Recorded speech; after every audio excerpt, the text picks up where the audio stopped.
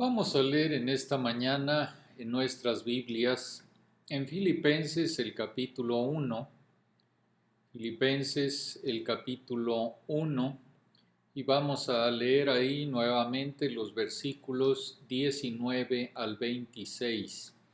Filipenses capítulo 1, versículos 19 al 26.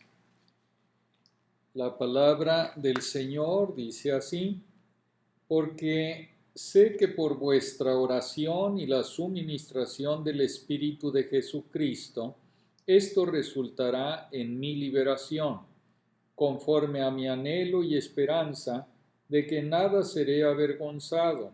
Antes bien, con toda confianza, como siempre, ahora también será magnificado Cristo en mi cuerpo, o por vida o por muerte.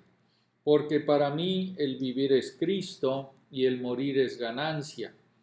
Mas si el vivir en la carne resulta para mí en beneficio de la obra, no sé entonces qué escoger, porque de ambas cosas estoy puesto en estrecho, teniendo deseo de partir y estar con Cristo, lo cual es muchísimo mejor, pero quedar en la carne es más necesario por causa de vosotros. Y confiado en esto, sé que quedaré, que aún permaneceré con todos vosotros para vuestro provecho y gozo de la fe, para que abunde vuestra gloria de mí en Cristo Jesús, por mi presencia otra vez entre vosotros. En nuestro último estudio cubrimos estos versículos con énfasis en la gran verdad del versículo 21, porque para mí el vivir es Cristo. Y esta semana quiero ocuparme de la segunda mitad del versículo, y el morir es ganancia. Ahora, si yo les preguntara qué palabra asocian con la palabra muerte, y si no estuvieran familiarizados con el versículo 21 de Filipenses 1, me atrevo a decir que la palabra ganancia no me vendría a la mente. Pensamos en la muerte como una pérdida terrible, no como una ganancia. A veces, si la persona estaba sufriendo mucho, decimos que la muerte fue misericordiosa, ya que la liberó de su dolor. Pero normalmente vemos la muerte como trágica y hacemos un gran esfuerzo y gasto para aferrarnos a la vida el mayor tiempo posible. Tendemos a evitar pensar o hablar sobre la muerte a menos de que esto sea absolutamente necesario. Cuando el autor William Saroyan estaba a pocos días de su propia muerte por cáncer en 1981, él emitió esta declaración a la prensa asociada: todo el mundo tiene que morir, pero siempre he creído que se haría una excepción en mi caso. ¿Y ahora qué? Sin duda estaba hablando con una sutil ironía, pero sacó a relucir lo que todos tendemos a pensar, que de alguna manera se hará una excepción en mi caso. Como la muerte es desagradable de contemplar, dejamos de pensar en ella hasta que parece ineludible. Pero, como se ha dicho a menudo, una persona no está lista para vivir a menos de que esté lista para morir. Para vivir correctamente debemos vivir con un propósito y siempre teniendo en cuenta tanto la certeza de la muerte como la incertidumbre de cuándo va a ocurrir la muerte. Muchos de los grandes cristianos del pasado pensaban a menudo en la muerte. Martín Lutero dijo: incluso en la mejor salud deberíamos tener la muerte siempre delante de nuestros ojos, para que no esperemos permanecer en esta tierra para siempre, sino que tengamos un pie en el aire, por así decirlo. Jonathan Edwards, cuando era joven, escribió 70 resoluciones que leía semanalmente para ayudar a mantener su vida enfocada. La resolución número 9 era: estoy resuelto a pensar mucho en todas las ocasiones, en mi muerte y en las circunstancias comunes que acompañan a la muerte. El predicador puritano Richard Baxter, que vivía con una enfermedad física crónica, dijo: yo predico como si nunca fuera a volver a predicar, y como un hombre moribundo a los hombres moribundos. Sostengo que no se puede vivir la vida cristiana correctamente a menos que se comprenda la perspectiva cristiana de la muerte. Nuestro punto de vista de la muerte debe basarse en la veracidad de la revelación de Dios a nosotros en su palabra, no en las especulaciones de personas que desconocen la palabra de Dios. Como lo vimos la semana pasada, el apóstol Pablo fue claro en su propósito: porque para mí el vivir es Cristo. Ese es el único propósito que tiene en cuenta adecuadamente la realidad de la muerte y el hecho de que pueda ocurrir esa muerte en cualquier momento. Y la persona que realmente puede decir: para mí el vivir es Cristo, también puede decir con confianza: el morir es ganancia. Para el cristiano, morir es ganancia. Pero, ¿qué significa esto? Primero debemos considerar lo que el morir es ganancia no significa. Primero, el morir es ganancia no significa que un cristiano deba desear la muerte porque odia la vida. Pablo no odiaba la vida, al contrario, estaba llena de gozo, aunque sus circunstancias eran difíciles. Veía la vida como una dulce comunión con Cristo y el gozo de servir a Cristo. De modo que no veía la vida como algo duro y la muerte como un escape o un alivio. A veces cuando la vida es difícil o cuando una persona sufre de una enfermedad crónica y dolorosa, anhela un alivio y puede sentirse tentado incluso a quitarse la vida. A veces incluso los hombres piadosos caen en tal estado de depresión que prefieren morir antes que vivir.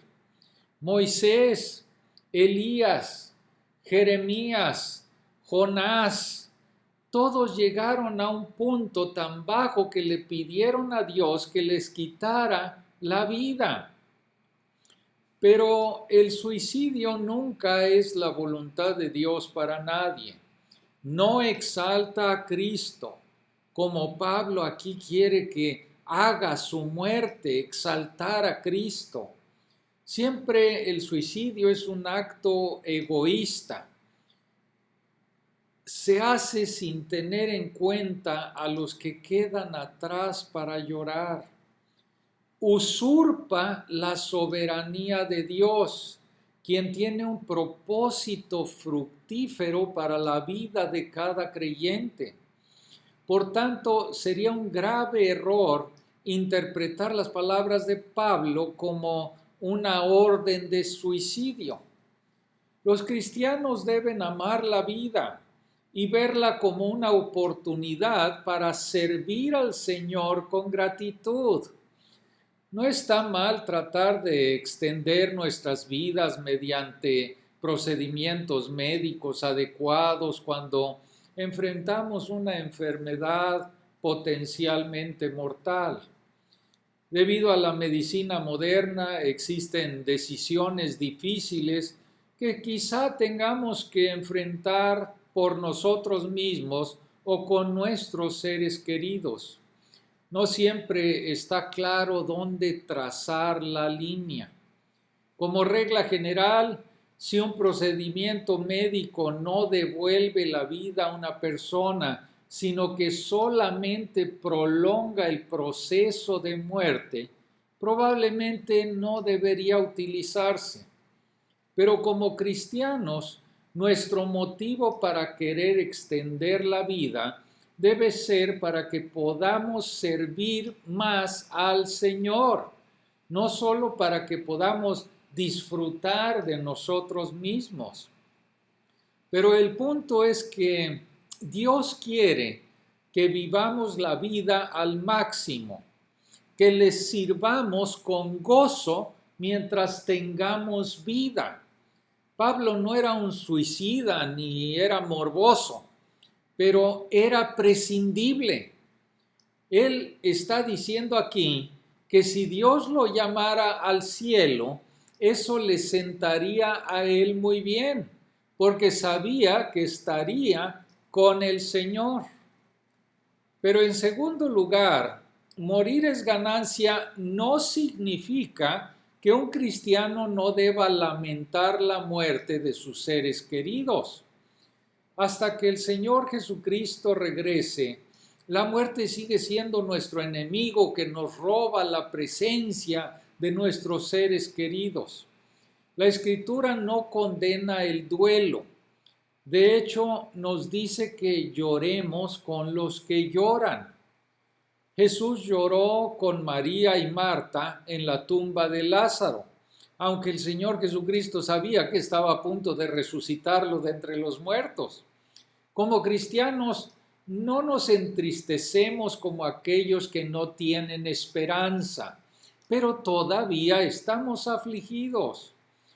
No es poco espiritual lamentarse o llorar por la muerte de un ser querido. En dos lugares de las Escrituras, que yo sepa, a la gente se le prohibió llorar.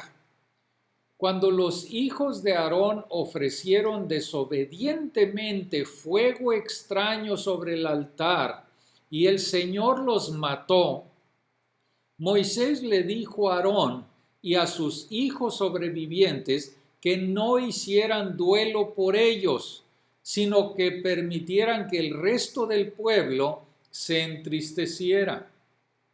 Aparentemente su dolor habría dado la impresión de que Aarón y sus otros hijos estaban del lado de los hijos que murieron en contra del Señor. La otra ocasión en la que se prohibió el dolor fue cuando Dios de repente se llevó a la esposa de Ezequiel. Dios le dijo a Ezequiel que no debía derramar lágrimas ni lamentarse exteriormente como una señal del juicio inminente sobre Judá. Pero claramente esta fue una situación excepcional. La norma es que los cristianos se afligen y no es un signo de debilidad. Por tanto, cuando Pablo dice que morir es ganancia, no quiere decir que los cristianos deban desear la muerte porque odian la vida, ni tampoco que no debemos lamentarnos por la muerte de nuestros seres queridos. Pero morir es ganancia sí significa, en primer lugar, que un cristiano debe ver la muerte como un medio para exaltar a nuestro Señor Jesucristo. Ya sea que viviera o que muriera, el objetivo de Pablo era exaltar a Cristo. Si por su fiel testimonio al morir, Pablo podía dar testimonio de la esperanza del Evangelio, entonces estaba listo para partir. El tiempo de la muerte para el creyente debe ser un tiempo para dar testimonio de la gracia salvadora del Señor Jesucristo. Los cristianos deberían morir bien.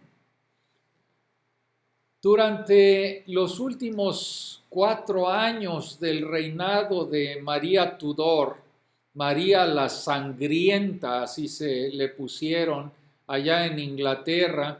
Esos últimos 4 años de su reinado fueron en 1555 a 1558. Al menos 288 personas fueron quemadas en la hoguera porque se negaron a abandonar sus creencias cristianas protestantes y no quisieron confesar el catolicismo de María. Estos fieles mártires vieron su muerte como un medio de exaltar a Cristo. El primero en morir fue un cristiano piadoso llamado John Rogers. No se le permitió ver a su familia mientras estuvo en prisión. En el camino a su ejecución, su esposa y 10 hijos estaban junto al camino. Apenas se le permitió detenerse y despedirse. Mientras él marchaba hacia la hoguera, repitió con calma el Salmo 51. El embajador francés que presenció la ejecución escribió que Rogers murió como si estuviera caminando hacia su boda. Y en cierto sentido lo estaba. El segundo mártir fue el sobrevedor John Hooper. Un amigo a quien había llevado a Cristo le suplicó con lágrimas que se retractara y así le perdonaran la vida. El amigo lo instó a recordar que la vida era dulce y la muerte amarga. Y Hooper respondió: la vida eterna es más dulce y la muerte eterna es más amarga. El tercer reformador que murió, Rowland Taylor, fue enviado desde Londres a la ciudad donde había sido sobrevedor para ser quemado frente a sus antiguos miembros de la asamblea. Cuando estuvo a 3 kilómetros de la ciudad, el alguacil le preguntó cómo se sentía. Y él respondió: alabado sea Dios, señor alguacil, nunca me he sentido mejor, porque ahora estoy casi en mi hogar. Solo me faltan 2 escalones más y estaré en la casa de mi padre. Mientras los miembros de su asamblea se alineaban en las calles y los saludaban con lágrimas y lamentaciones, él repetidamente dijo: les he predicado la palabra de Dios y la verdad, y he venido en este día para sellar esas palabras con mi sangre. El cuarto mártir, el sobrevedor Robert Farrar, le dijo a un amigo antes de su ejecución que si lo veía una vez agitarse en el fuego por el dolor de su quemadura, no tenía por qué creer las doctrinas que le había enseñado. Por la fuerza de Dios, se paró en las llamas extendiendo sus manos que se quemaron hasta convertirse en muñones, hasta que un espectador en misericordia lo golpeó en la cabeza para poner fin a sus sufrimientos. El quinto en morir fue John Bradford. Él tenía 35 años. En la hoguera, después de besarla, levantó las manos al cielo y gritó: oh Inglaterra, Inglaterra, arrepiéntete de tus pecados, cuidado con la idolatría, cuidado con los falsos anticristos, mira que no te engañen. Luego se dirigió a un joven que estaba a punto de ser ejecutado con él y le dijo: ten buen consuelo, hermano, porque esta noche tendremos una cena feliz con el Señor. No les quiero hablar de los 288, aunque podría contarles de muchos otros cuyo valor y testimonio exaltó a Cristo con su muerte. Pero déjenme hablarles de otro, el noveno, el arzobispo de Canterbury, Thomas Cranmer. Su historia fue diferente en el sentido de que se mantuvo firme durante el juicio y en la cárcel durante mucho tiempo. Pero en el último mes de su vida, su valor falló. Bajo una intensa presión, firmó un documento renunciando a las enseñanzas de la Reforma y abrazando el catolicismo. Pero sus perseguidores lo odiaron tanto que cometieron el error de decidir quemarlo a pesar de que se había retractado. Pero lo que no sabían era que mientras esperaba la ejecución, se arrepintió de lo que había hecho. El 21 de marzo de 1556 fue llevado a la iglesia de Santa María como Samsón antes de los filisteos para burlarse de él. Lamento decir que un hombre llamado Cole predicó el sermón y luego se invitó a Cranmer a declarar su fe católica. Para sorpresa total de sus captores católicos, renunció audazmente al catolicismo. Declaró que el Papa era el anticristo y rechazó la doctrina de la transustanciación. En un frenesí, sus enemigos lo sacaron apresuradamente de la iglesia y lo llevaron a la hoguera. Mientras las llamas ondulaban a su alrededor, sostenía firmemente en el fuego su mano derecha que había pecado al firmar la retractación, y dijo: «Esta diestra indigna», y levantó la mano izquierda hacia el cielo mientras moría. Puede que no tengamos que morir la muerte dolorosa de un mártir, pero debemos ver nuestra muerte como un momento para exaltar al Salvador, tanto por nuestras actitudes como por nuestras palabras. Entonces, morir será ganancia. Pero en segundo lugar, morir es ganancia significa que la muerte de un cristiano conduce al rendimiento de su inversión. Morir es ganancia. Pablo había contado todo lo demás como pérdida por causa de Cristo y había invertido toda su vida en la meta de conocer y servir a Cristo. La muerte lo llevaría a la presencia del Señor, donde él iba a oír: «Bien, buen siervo y fiel, entra en el gozo de tu Señor». A la luz de la realidad de la victoria de Cristo sobre la muerte mediante su resurrección, Pablo escribió en 1 Corintios el capítulo 15: «Así que, hermanos míos amados, estad firmes y constantes, creciendo en la obra del Señor siempre, sabiendo que vuestro trabajo en el Señor no es en vano». La muerte te trae recompensas eternas. Trabajar por las cosas de esta tierra que perecerán es en vano, porque no te llevarás nada de eso contigo.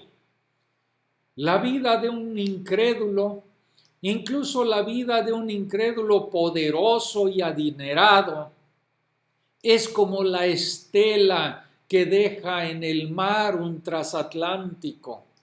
Impresionante por el momento, pero desaparece rápidamente. Como estaba escrito en una placa en la pared, cerca de la puerta de la entrada de la casa de un hermano, solo una vida, pronto pasará. Solo lo que se hace por Cristo durará. La muerte nos abre la puerta para recibir los ricos y prometidos beneficios de todo lo que hemos invertido para nuestro bendito Salvador, el Señor Jesucristo. Pero en tercer lugar, morir es ganancia significa que la muerte de un cristiano lo libera de los trabajos, de las pruebas y de las tentaciones terrenales. Pablo había trabajado mucho y había sufrido mucho por la causa de Cristo. Su cuerpo había soportado una lapidación, numerosos azotes, varios encarcelamientos, 3 naufragios, peligros frecuentes, muchas noches de insomnio, a menudo por hambre, por sed, por frío, por exposición, además de las muchas preocupaciones que tenía por el trabajo. No dudo de lo cansado que estaba y listo para que el Señor le dijera: ven a casa, Pablo, a descansar. Pablo llama a la muerte partir. La palabra se usa de los soldados cuando desmantelan sus tiendas de campaña para seguir adelante. Pablo dice que al morir, nuestra tienda, nuestro cuerpo se deshace, se desmantela, mientras que nuestro espíritu va a estar con el Señor. Los marineros usaron la palabra para describir un barco que se suelta de sus amarres para zarpar.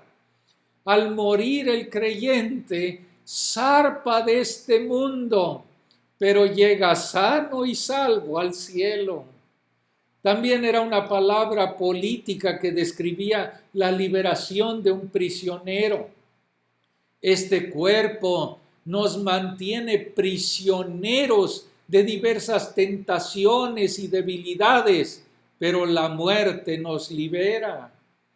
La palabra también partir fue utilizada por los granjeros y significaba desatar a los bueyes cuando su trabajo había terminado.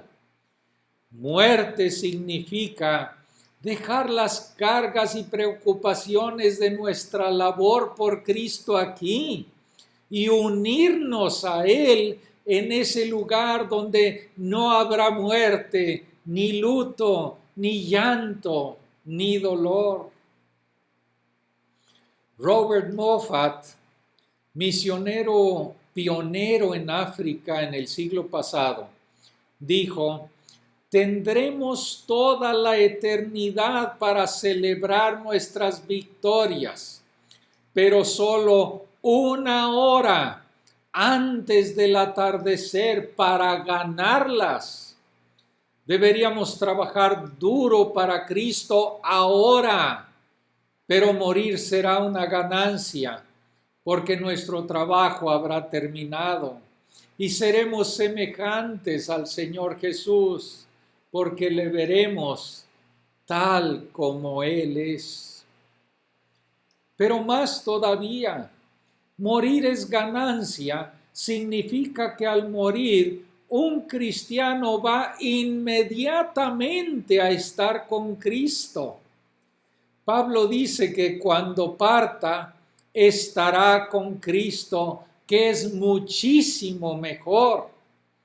En 2 Corintios, el capítulo 5, Pablo enseña que estar ausente del cuerpo es estar presentes al Señor o estar junto al Señor.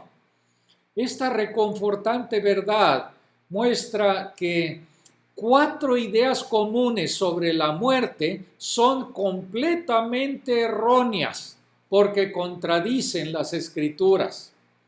Primero, La doctrina del sueño del alma es errónea. Algunos, especialmente los adventistas del séptimo día, enseñan que en la muerte el alma duerme mientras el cuerpo está en la tumba hasta la futura resurrección cuando Cristo venga otra vez. Y basan esto en los numerosos lugares donde la Biblia se refiere a la muerte como dormir. Pero la historia de Jesús sobre el hombre rico y Lázaro, más la clara declaración de Pablo de que estar ausente del cuerpo es estar presentes al Señor, muestra que el sueño del alma es una enseñanza completamente incorrecta. La segunda es aquella doctrina de la aniquilación, y esta es errónea también. Algunos creen que al morir simplemente dejamos de existir como los animales. Este punto de vista es generalmente sostenido por aquellos que rechazan las Escrituras, pero me he encontrado con cristianos profesantes que piensan que morimos y eso es todo. No hay nada después de la muerte. Pero Pablo dice, si la esperanza que tenemos en Cristo fuera solo para esta vida, somos los más dignos de lástima de todos los hombres. 1 Corintios 15. La tercera enseñanza, la de la reencarnación, es completamente equivocada. Pero uno de cada 4 personas en Estados Unidos cree en alguna forma de reencarnación, que el alma se sigue reciclando, ya sea en una mejor forma de vida, si ha sido bueno, o en una peor forma, como castigo por el mal. Pero las Escrituras enseñan claramente, está establecido para los hombres que mueran una sola vez y después de esto el juicio. La cuarta enseñanza, la del purgatorio, está totalmente equivocada. La Iglesia Católica Romana enseña que el purgatorio es un lugar de fuego purificador, donde las almas de aquellos que murieron en la caridad de Dios y verdaderamente se arrepintieron, pero que no habían dado satisfacción con la penitencia adecuada por sus pecados y omisiones, son limpiadas después de la muerte con castigos diseñados para purgar sus deudas. Los católicos nunca definen qué es penitencia adecuada. Además, la Iglesia Católica pronuncia anatema, condenación eterna a cualquiera que niegue esta doctrina. El único soporte para el purgatorio proviene del libro apócrifo de Segunda de Macabeos. La doctrina fue inventada por el Papa Gregorio el Grande en el año 593, pero no fue aceptada como dogma católico oficial durante casi 850 años, hasta el año 1439. Claramente contradice la enseñanza bíblica sobre la obra consumada de Cristo, sobre la suficiencia de su expiación por los pecados y la salvación por gracia a través de la fe solamente. Hace que la salvación dependa de nuestras obras, de indulgencias, de sufrimiento. Hace imposible cualquier seguridad de la salvación. Pablo dice, partir y estar con Cristo es muchísimo mejor. La única forma en que puede decir eso es si su alma va inmediatamente a la presencia de Cristo, donde es acepto sobre la base de la justicia y de la sangre que fue derramada del Señor Jesucristo. Recuerden, muchísimo mejor no significa mejor que la vida en su peor momento, sino mejor que la vida en su mejor momento de gozo. El gran gozo del cielo es estar con Cristo. Durante la rebelión de los Boxers en China hace un siglo, un misionero estuvo tan cerca de la muerte como cualquiera pudo y vivió para contarlo. Sintió la espada del verdugo chino en su cuello antes de que fuera levantada para el golpe final, cuando el verdugo cambia de opinión y lo deja ir.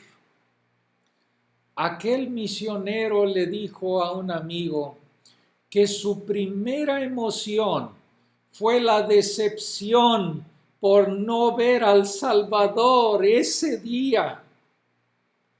Fanny Crosby, aquella prolífica escritora de himnos, se quedó ciega de pequeña. Más adelante dijo en su vida que prefería la ceguera a la vista, porque el primer rostro que vería sería el de su Salvador. Para el cristiano, morir es ganancia. ¿Puedes decir con sinceridad, para mí el morir es ganancia? Si no es así, es posible que debas retroceder un paso y preguntarte, ¿es cierto que para mí el vivir es Cristo?